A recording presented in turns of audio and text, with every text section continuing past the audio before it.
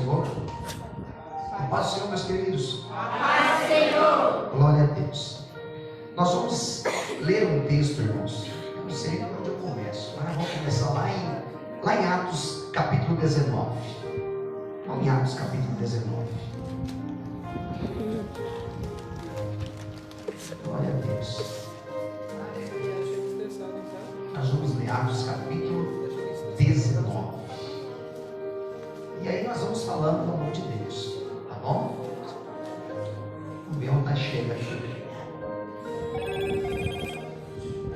Chegou lá, Atos, AT, capítulo 19. Amém? Vamos ler a partir do versículo 1 e vamos que vamos. E sucedeu que, enquanto Apolo estava em Corinto, Paulo, tendo passado por todas as regiões superiores, chegou a Éfeso, e achando ali alguns discípulos, e disse-lhes: recebestes vós já o Espírito Santo quando crestes? E eles disseram-lhe: nós nem ainda ouvimos que haja Espírito Santo. Perguntou-lhes: então, em que sois batizados então? E eles disseram: no batismo de João. Mas Paulo disse: certamente João batizou com o batismo do arrependimento, dizendo ao povo que cresce no que após ele havia de vir, isto é, em Jesus Cristo. E os que ouviram foram batizados em nome do Senhor Jesus. E impondo-lhes Paulo as mãos, veio sobre eles o Espírito Santo, e falavam línguas e profetizavam. Estes eram ao todo uns 12 varões. Versículo 20. Assim, a palavra do Senhor crescia poderosamente e prevalecia. Vamos agradecer a Deus. Pai, fala conosco, Senhor. Fala comigo também. Nos surpreenda aqui, Pai, com a Tua palavra. Senhor, em nome de Jesus, fala com a Tua noiva, fala com a Tua igreja. Eu me coloco diante do Senhor apenas como um canal. Usa a minha vida para falar com os Teus filhos que entraram aqui. Precisa de ouvir a Sua voz.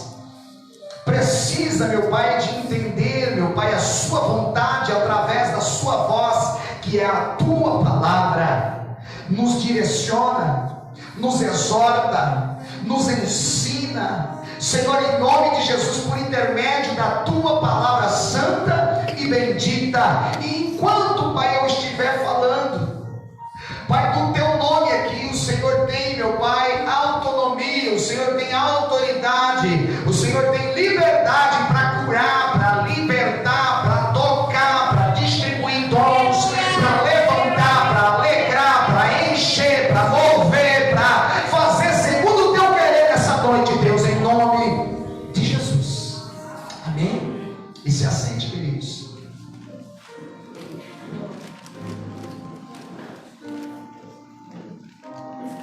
Olhe para mim. Fique com a Bíblia meio que aberta, tá bom? Para a gente, se precisar descorrer a Bíblia, a gente vai usar a Bíblia. Porque hoje eu vim com. É grande aqui o meu esboço. É só uma coisinha de nada. A gente vai pela palavra de Deus aqui. Ok? Queridos irmãos, aqui é a terceira viagem missionária de Paulo a um lugar da Ásia que se chama Éfeso. Como é que chama esse lugar? Paulo, ele chega nesse lugar, irmãos, e não é um lugar comum.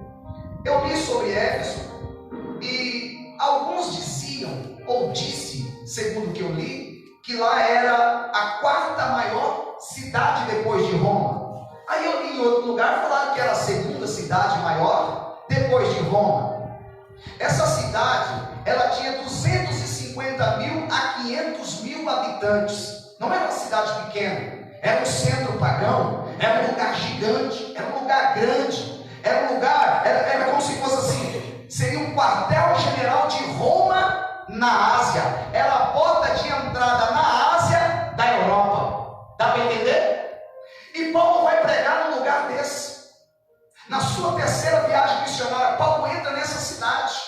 E ele entra com boa vontade, porque todo aquele que vai levar a palavra, ele tem boa vontade, sim ou não?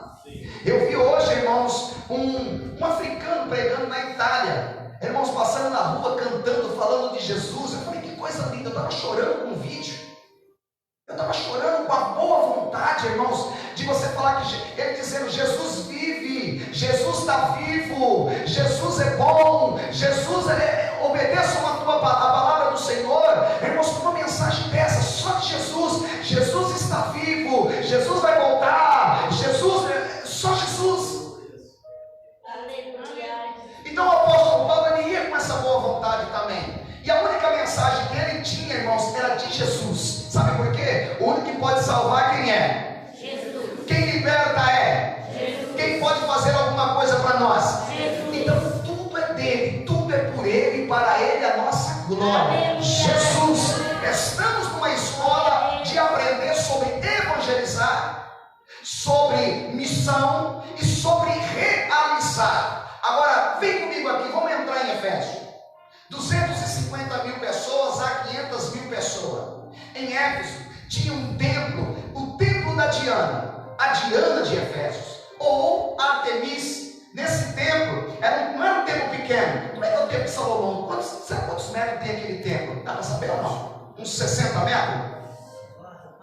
Um pouco mais? Veja bem, há 2000 anos atrás, o templo da Diana de Efésios tinha 130 metros de comprimento, era um quarteirão, e 67 metros de largura, era um quarteirão, irmãos. E ali as pessoas tinham como uma das sétima maravilha do mundo antigo. Então não era um lugar pequeno, era um centro pagão. Eu não quero falar o nome porque está gravando aqui da cidade que parece Éfeso. Sabe aquela cidade que todo mundo faz peregrina para lá? Sabe aquela cidade que todo mundo compra uma estátuazinha? Sabe aquela cidade que teve um negocinho que estava no rio lá e tiraram? Sabe qual que é essa cidade? Amém? Então é essa cidade mesmo. Era mais ou menos, Éfeso era igual a essa cidade. Agora imagina pregar num lugar desse. Paulo foi, irmãos. Mas a primeira coisa que ele foi, quando ele foi nesse lugar, ele encontrou ali algumas pessoas que já conheciam o Evangelho. Certo, eu acredito que foi pela ida de Apolo a Éfeso. Apolo foi antes para Éfeso. Então Apolo já pregou o evangelho que João pregava, o evangelho do arrependimento. E esses homens, 12 homens, já conheciam a palavra de Deus, já tinham sido batizados, mas no batismo de João, não no batismo de Jesus. E quando Paulo encontra esses 12 homens, pergunta: vocês conhecem o Espírito Santo? Porque nós nem ouvimos falar do Espírito Santo, nós nem sabemos quem ele é. Então, no que vocês são batizados? Nós somos batizados no batismo de João, batismo de arrependimento. Então Paulo traz o relato da palavra de Deus.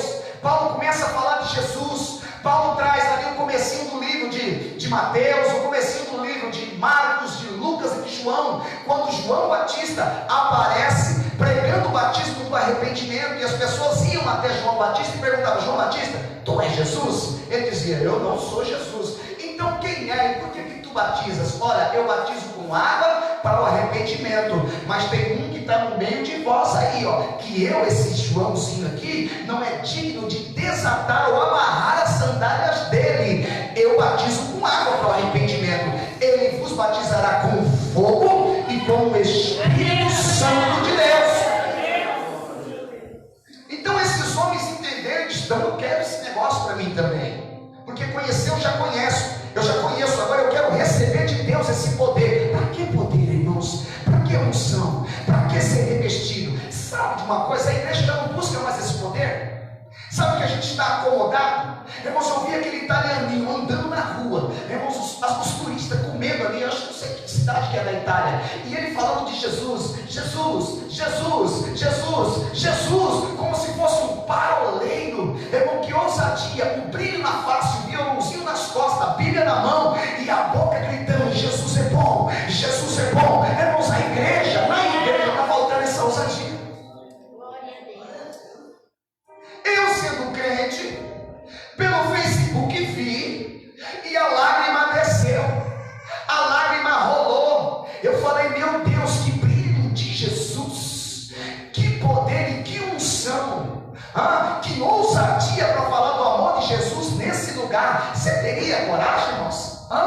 de entrar numa avenida paulista com uma Bíblia na mão? Você teria coragem de ficar na porta de um metrô falando que Jesus é bom? Você teria coragem de agora abordar numa feira em algum lugar e falar: Jesus é bom? Pastor, mas eu não sei pregar. Quem é que falou que você precisa saber pregar? Você sabe contar o seu testemunho, sim ou não?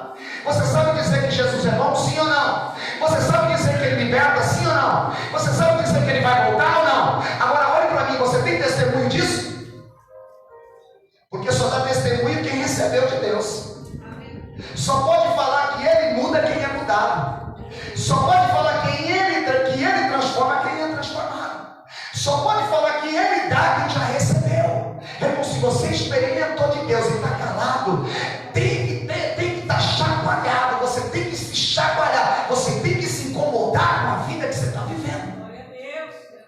Os 12 não recebeu, mas quando entendeu, eles se ajoelharam. Paulo orou por eles e eles se encheram de Deus. Eles se encheram da presença de Deus, irmãos. Eles receberam aquilo que Jesus prometeu para nós, aquilo que está escrito: fique em Jerusalém, que eu vou revestir vocês de poder. Poder para quê? Para testemunhar. Poder para quê? Para ir no meu nome. Poder para quê? Para falar de mim.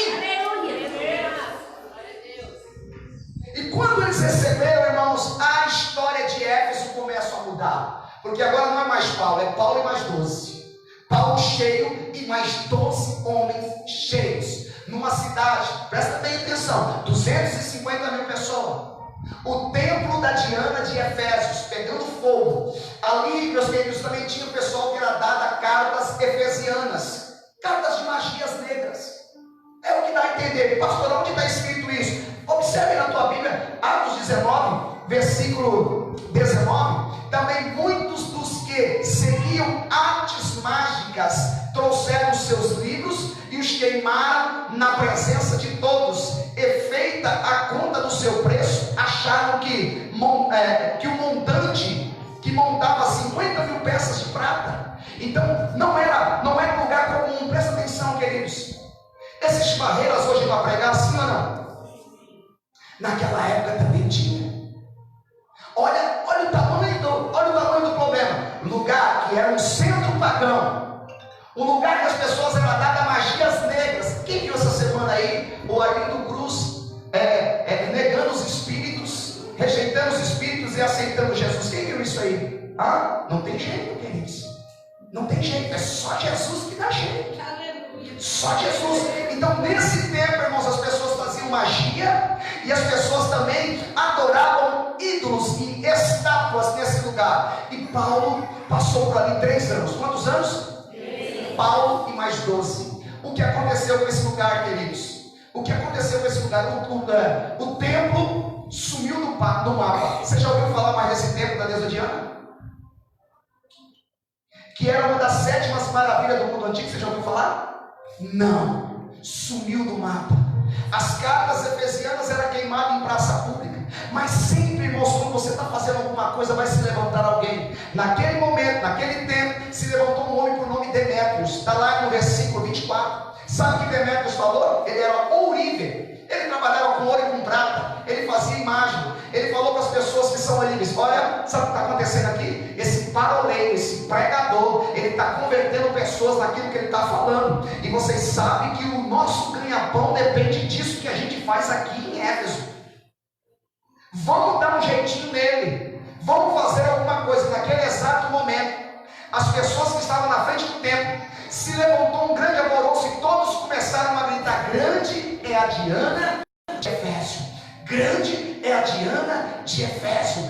Virou um alvoroço que o apóstolo Paulo e seus discípulos teve que sair dali meio que correndo para outros lugares, mas não fugiram de Éfeso. Eu estou dizendo para você, queridos, que mesmo num ambiente adverso, num ambiente complicado, com adversidade, esses homens têm coragem. Eu sei que a gente está falando assim, está tão difícil, ninguém entende, mas no Brasil, se você quiser naquela praça pegar uma Bíblia debaixo do braço, pegar um violão e tocar e cantar em qualquer praça pública, você pode. Qual que é a nossa dificuldade hoje?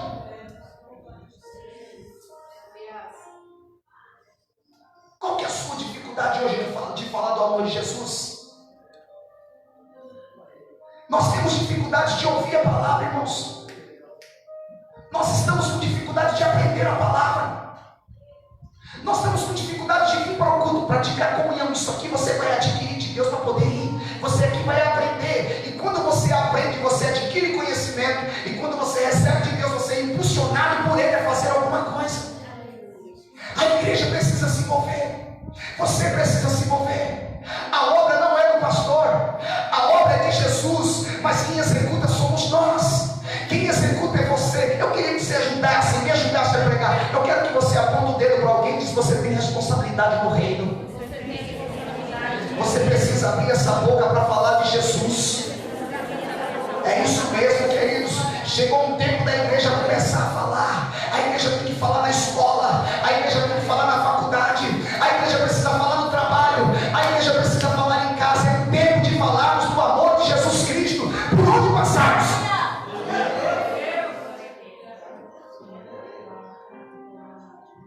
O templo sumiu do mapa. As cartas eles queimaram em praça pública.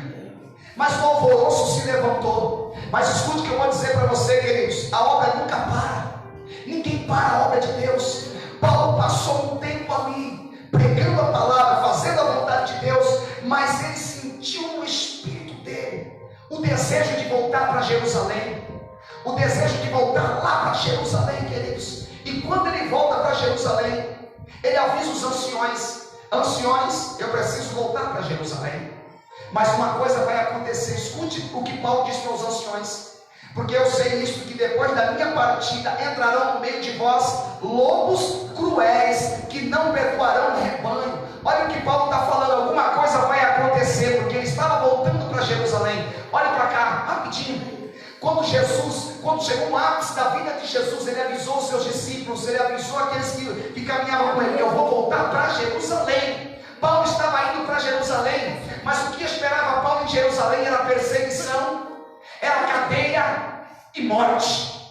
Ele pega o navio avisado: cuidado, Paulo, tem misericórdia, Paulo, tem misericórdia de ti. Mas não, eu quero ir para Jerusalém. Agora escute isso.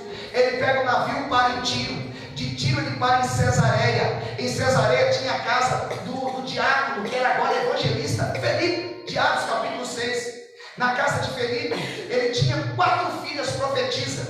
Na casa de Felipe acontecia cultos, sabe aqueles cultos que é manto puro? Porque Felipe era usado por Deus. As 4 filhas eram profetisas. Com o apóstolo Paulo, imagina como é que era esse culto. Era a palavra de Deus, era manto, era revelação, era língua estranha, era interpretação, era rodopio, era coisa linda, irmãos. E para ajudar, naquele dia chegou mais um profeta com o nome de Agabo. Então tinha profeta que não acaba mais. Olha o que esse profeta fez. Esse profeta chegou, tinha uma cinta em algum lugar da casa. Ele pega a cinta, amarra suas mãos, amarra os seus pés. Agora imagina aqui no culto, alguém com as mãos amarradas, com os pés amarrados e caindo no chão e o culto pegando fogo. Quando aquele profeta se amarrou e caiu no chão, todo mundo foi para cima dele. Ele falou assim: assim diz o Senhor. Assim diz o Senhor: isso acontecerá com o dono desse cinto.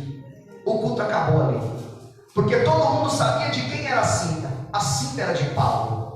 Então as pessoas, em vez de começar a adorar, caíram em pranto, caíram no choro. Paulo, não vá para Jerusalém. Paulo, não vá para Jerusalém, porque o que está te esperando em Jerusalém é isso aqui. Aí Paulo diz assim: ó, quietos, eu não estou pronto a ser amarrado. Eu estou pronto a morrer pelo nome de Jesus. Não fique chorando, porque o que vocês estão fazendo, vocês estão me magoando. Eu não estou pronto a ser amarrado. Eu estou pronto a morrer pelo nome de Jesus. E realmente ele pega o navio, para em Jerusalém. Em Jerusalém ele é preso. E naquela prisão ele apela para César, que é para Roma. E em Roma, abre a sua Bíblia nas cartas de Efésios agora. Vai lá para o livro de Efésios. Em Roma, no ano 60 a 64 depois de Cristo, ele escreve para a igreja que ele abriu na Ásia. E quando ele escreve capítulo 2, capítulo 3, falando de Jesus. Sabe por que ele fala de Jesus? Porque os judeus que se converteram lá na Ásia estavam voltando para o judaísmo, estavam deixando os costumes. Escuta, crente, não tem como servir a Jesus voltando para os costumes antigos. Sabe, eu vi hoje as pessoas falando, eu vi alguns vídeos. Eu nunca vi um tempo que a igreja quer parecer mais do que o mundo. A gente está querendo se emplacar ou ser parecido com o mundo para que o mundo entre na igreja. A gente está querendo parecer com o mundo para que o mundo ame a igreja. Não vai funcionar. Não tem jeito. Não tem jeito. A igreja é a igreja. E o Senhor nos tirou do mundo. Ele nos deu um banho. Ele nos deu uma nova roupa. Ele escreveu o nosso nome no livro da vida. Perdoou os nossos pecados. E falou: vivam, mas não vivam no passado. Vivam uma vida nova em mim. Não tem como estar na igreja e ter uma vida dupla. Ninguém consegue. Uma hora a pessoa estoura o armário e alguém diz: você viu o que a pessoa fez? Não, o que a pessoa fez? Ela saiu da igreja. Saiu da igreja. Mas por que saiu da igreja? Porque tinha uma vida dupla. Problema não tira ninguém da igreja. Aflição não tira ninguém da igreja.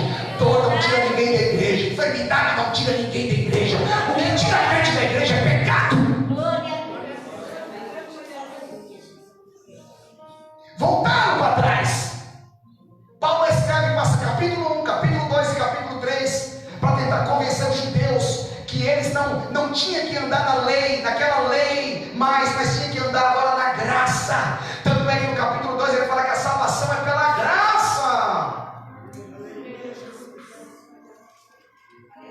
Capítulo 3 ele fala que ele é o prisioneiro, por essa causa me põe de joelho. Capítulo 3, por essa causa eu, Paulo, sou prisioneiro de Jesus Cristo por vós, os gentios. Agora já está entrando com os gentios.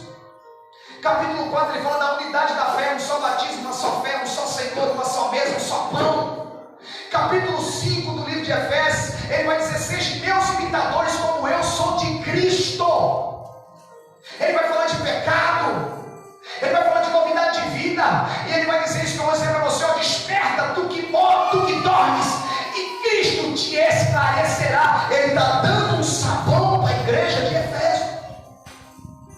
Capítulo 5 ele vai falar: vós maridos, amai vossas esposas como Cristo amou a igreja. Vós mulheres, amai o Senhor como a igreja deve amar a Jesus. Capítulo 6, filhos, amem e obedeçam a vossos pais. Senhores, sejam bons para os seus servos. Servos, obedeçam os seus senhores. Capítulo 6 ele ainda vai falar que a gente tem que revestir de uma armadura de Deus. Ele vai falar de justiça, ele vai falar de verdade, ele vai falar de fé, capacete, ele vai falar de botas do evangelho. Ele vai falar isso para uma igreja que não está bem. Veja bem, ele implantou a igreja. A palavra crescia, a palavra crescia. Eles eram homens cheios de Deus. Ele deu um aviso: alguma coisa vai acontecer quando eu sair. Ele foi para Jerusalém, foi preso, foi levado para Roma, e de Roma, 60, 64 depois de Cristo, ele está escrevendo essa carta como uma advertência para a igreja de Éfeso. Sabe o que aconteceu? A igreja não entendeu. Então, no ano de 81 a 96 depois de Cristo, na ilha de Patmos, Deus pega João e manda ele escrever a carta para 7 igrejas da Ásia. Para 7 igrejas da Ásia. A primeira igreja, qual é? Qual que é a primeira igreja? O que aconteceu com aquela igreja? Primeiro João elogia a igreja. Olha lá, versículo 2. Apocalipse capítulo 2, versículo 2. Eu sei as tuas e o seu e a tua, e que não pode sofrer os maus, e puseste à prova os que dizem ser apóstolos e não são, e tu achaste mentirosos, e sofrestes, e tem paciência, e trabalhaste não te cansaste. João, ele elogia a igreja de Éfeso. Ele disse que aquela igreja não se cansava. Ele disse que aquela igreja era a igreja que sofria pelo amor de Jesus. Ele disse que aquela igreja era uma igreja paciente. Era uma igreja que colocava provas que dizia ser e não era alguma coisa. Isso até que agradava a Deus. Porém, começa a advertência. Será que tem advertência na sua vida? Será que tem sinal amarelo na sua vida? Será que a gente pode parar e dizer assim: meu Deus do céu, eu estou indo para a igreja todo dia. Você está vindo para a igreja todo dia. Senhor, eu estou buscando a tua presença todo dia. Ele está dizendo que essa igreja fazia isso. Era uma igreja paciente, era uma igreja constante, era uma igreja trabalhadora. Trabalhava. Porém Deus disse: tenho porém contra ti que deixaste o teu primeiro amor.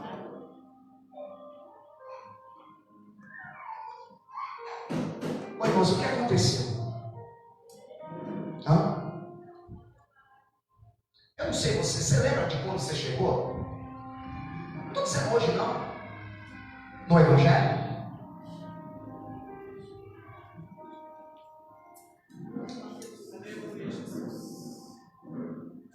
Você lembra do amor ou não? Da paixão? Mas poucas pessoas experimentaram isso, gente. De poder pedir perdão estando correto. Pedir perdão estando diante de uma situação inteira. Mas só por amor a Jesus. Você vai lá para reatar a amizade e pede perdão. Você apanha, você sofre, você é caluniado, você recebe apunhaladas, mas quando está no primeiro amor, nada disso te para. Tudo para você é uma oportunidade para ler, orar e falar. Eu carregava uma Bíblia no bolso. A minha calça jeans que eu tinha, ela tinha a marca da Bíblia que eu andava no meu bolso. E em todo momento que eu parava, eu estava no hospital, eu ia ler a Bíblia. Eu estava no treino, eu lia a Bíblia. Eu arrumei um emprego longe. E eu falei, graças a Deus que o emprego é longe. Sabe por quê? Porque eu vou no caminho lendo a Bíblia. Muita coisa mudou, irmãos. Uma vez as pessoas falaram assim, vamos para a igreja. Você tem coragem de ir 7h30? Eu falei assim, não, eu tenho coragem de ir não. 6h30 na consagração. Amor, irmãos.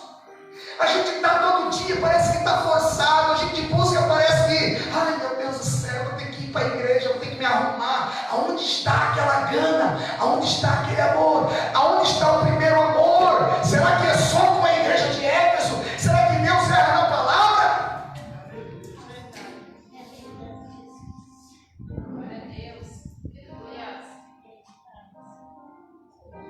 Se as coisas de Deus para você, irmãos, for te fadigar, te cansar, se você perder a graça, essa palavra é para você. Aonde está o seu primeiro amor? Sabe por quê? Porque quando nos falta amor, a palavra vem e ela vem contra a nossa vida. Eu tenho porém contra ti, eu não tenho porém a favor a ti. Eu não estou indo para ele, não está nada a favor, não está nada bem. Sabe por quê? Porque eu tenho contra ti. Você pode estar aqui se você não tiver no amor de Deus. Você está aqui se você não estiver debaixo de uma graça, com o coração voltado para aquilo que você está fazendo. Por isso que eu falei no começo do culto, nós temos que virmos e abrir realmente o coração para Deus. Nós não podemos fazer cara de paisagem para o nosso Deus. Nós temos que admitir como estamos, porque senão Ele fala para nós, eu estou contra você. E dura coisa, não? Dura coisa, irmãos, é quando Deus vem contra nós. Tenho, porém, contra ti. Primeiro ele elogiou. Olha, você vem direto para o culto, hein? Glória a Deus.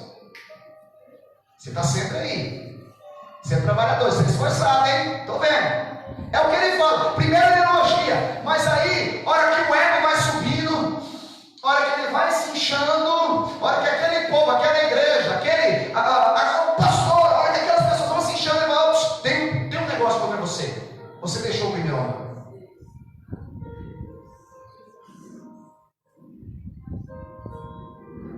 Mas e aí? Aí eu pergunto, você tem coragem de continuar nessa? Porque um dia você louvou, nem que for no banheiro. Um dia você cantou, nem que fosse lavando o chão, limpando o chão, lavando roupa. Um dia você pregou, nem que for para você mesmo. Nem que for para o azulejo. Você falou, hoje eu tenho uma palavra. Nem que for para o espelho. Um dia você falou, eu quero a oportunidade. Saiu, cantou a manhã toda, chegou aqui, se acovardou. Amém.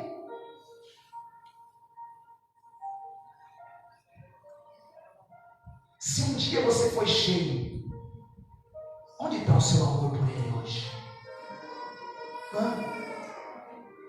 Sabe, primeiro eu tenho contra ti, agora, para nós e para aquele povo.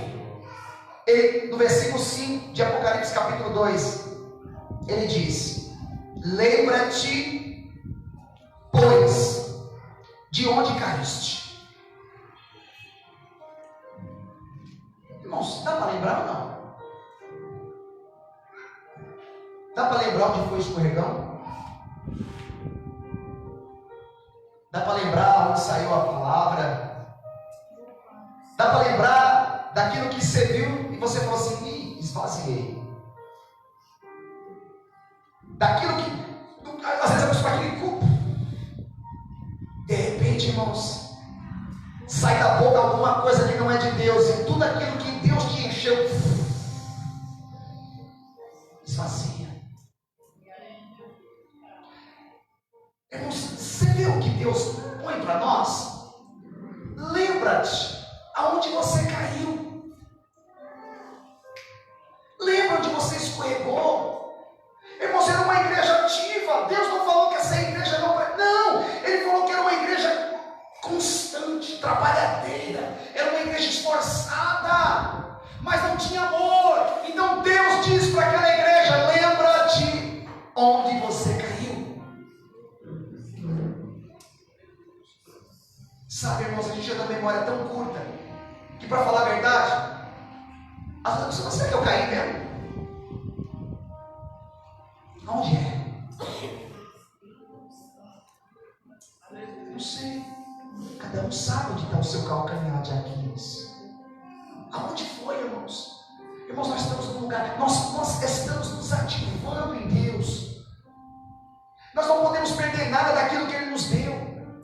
Eu não estou nem trazendo a aplicação 1, 2, 3, eu trouxe um relato histórico. E dentro de um relato histórico de uma igreja que avançou, que cresceu, que diz que a palavra crescia, e por crescer, de repente cresceu, e daqui a pouco estava descendo, e Deus enviou uma carta: ei, vocês são bons, mas deixou o amor, pode voltar.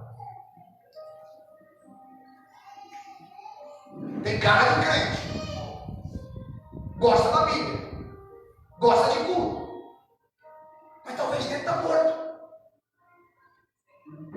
Lembra, pois, de onde caíste, arrepende-te e pratica as primeiras obras. Quando não, brevemente a ti virei e tirarei do seu lugar o teu castiçado, se não te arrependeres. Quem tem ouvidos, ouça o que o Espírito diz às igrejas. Ao que vencer, dar-lhe-ei a comer da árvore da vida que está no meio do paraíso de Deus. Escute, queridos. Posso colocar um tema nessa mensagem? Eu quero que você fique de pé, eu falo o tema, eu quero orar para a sua vida.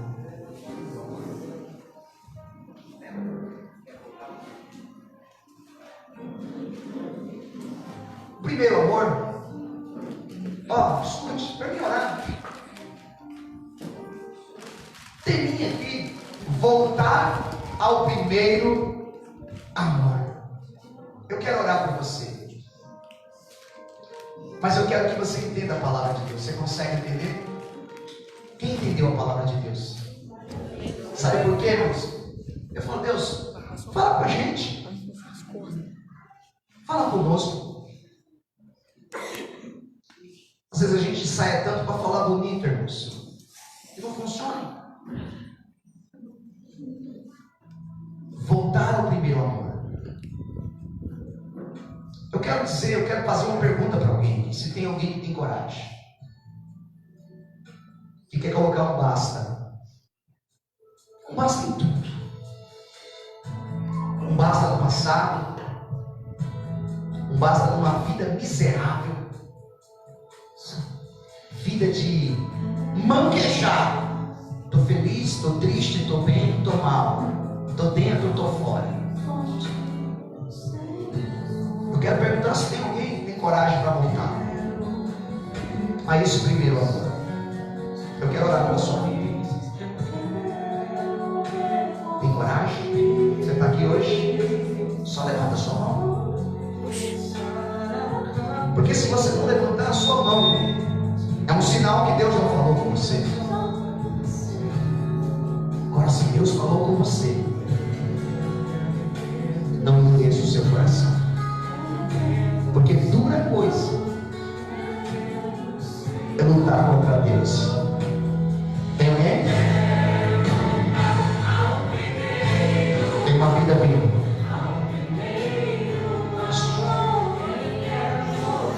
Isso mesmo. Tem mais alguém? É um ato de fé. Entendeu a palavra? Tem mais alguém que está desligado e precisa voltar? Tem. Não é tempo de empurrar com a barriga. Não é tempo de dizer eu estou bem, estou mal. Não é tempo de falar eu sou, eu vou e não vai. Não é tempo, igreja morta. Desperta, igreja. O apóstolo Paulo diz para a igreja de Éfeso: desperta tu que dormes. Que sono é esse? Que pensa que vai e não vai, que pensa que é e não é, que pensa que está, mas não está.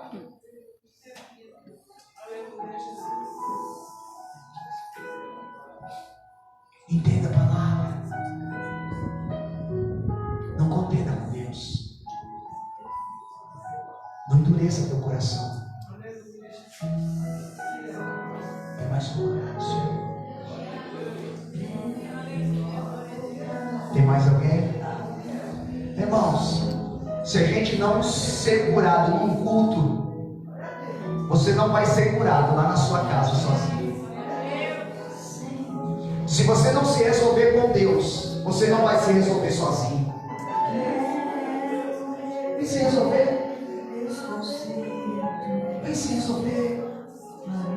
Eu vou orar pela sua vida. Mas você tem que tomar uma decisão. Quando você não toma a decisão, você está dizendo assim: eu aguento. Você está dizendo: eu aguento o Senhor. Eu aguento o Senhor. Mas não aguento. Tem mais? Estende as mãos para cá, você. Culto de quarta-feira, irmãos. As pessoas estão aceitando mais Jesus de quarta-feira do que tudo.